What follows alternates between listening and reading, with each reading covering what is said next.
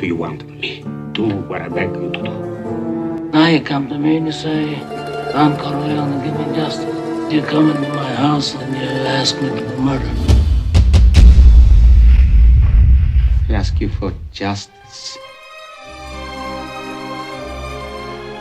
In this segment, I'm talking about the very famous lauded sequence at the end of Francis Ford Coppola's The Godfather, released in 1972.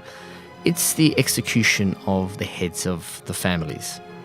Pauline Kael, the great movie critic, called The Godfather the greatest film ever made in America. And to be honest, I wouldn't disagree simply for its level of innovation. It's something of a turning point, I think, in the history of Hollywood.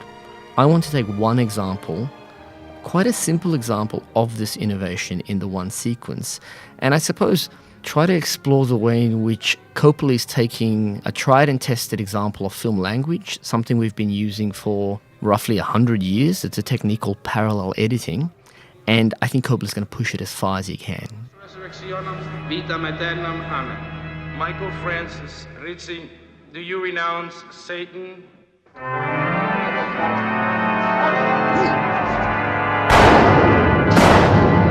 do renounce him.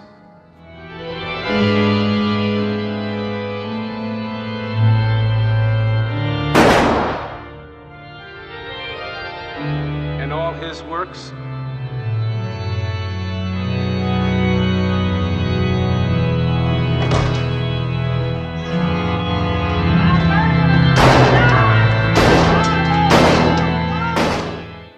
So let's stop there for a second. We know that editing is simply a matter of cutting things together. That's how movies get made. You cut time in and out of a movie.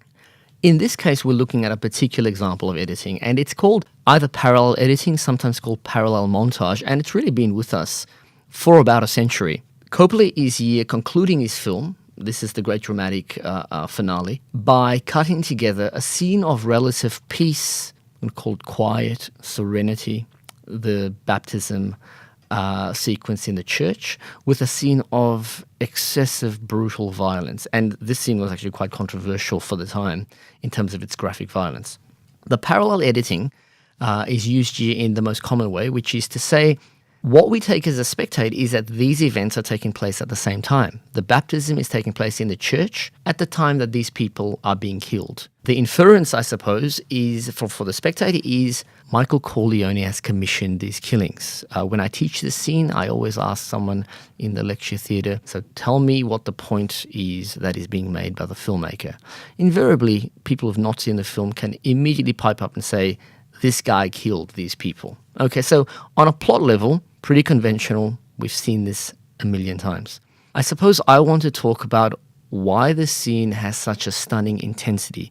And the claim I want to make is it's precisely not anchored in narrative or story form. We can follow the plot. We understand Michael's guilt. Why the parallel editing, I think, is so superior to most examples that I know is because Coppola seems far more interested in rhythm and intensity. It's not just that we're cutting between two scenes that we know are taking place simultaneously, but notice that the way Coppola designs each of those spaces.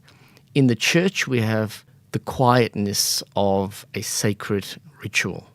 Incidentally, that's little Sofia Coppola being baptized, who has gone on to have a great career.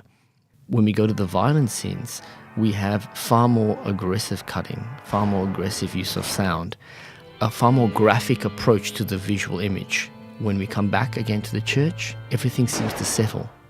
What we have a sense of here is the holiness, the sacredness of the church space against the profanity of the space of violence. Again, that's still thematic. The key to the entire parallel montage in this sequence is not one component or the other, but precisely their relation to each other. What gives the sequence such a sense of richness, such a sense of intensity for the spectator, is that we are constantly moving between, it's almost a kind of modulation, between peace, serenity, quiet, and aggressive action.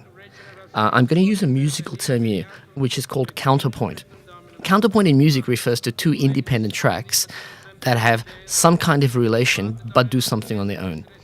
This is very much how I think about what Coppola is doing. two independent sequences, but using parallel montage, he brings them into a relation in which the rhythm greatly enriches and complicates the way we are to experience the space.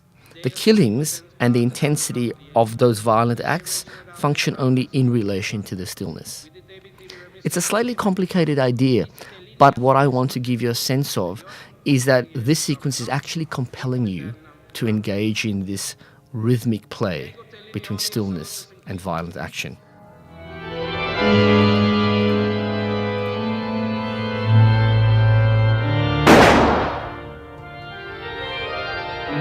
And all his works.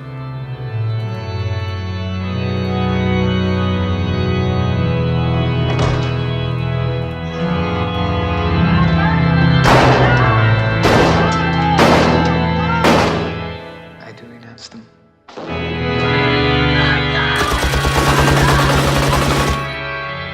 And all his poems.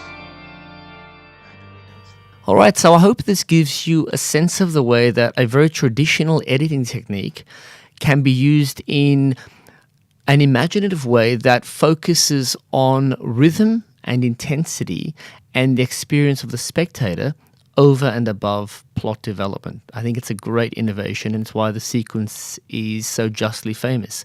Thanks very much for listening. Et Filii, et Spiritus Sancti. Michael Rizzi, go in peace, and may the Lord be with you. Amen.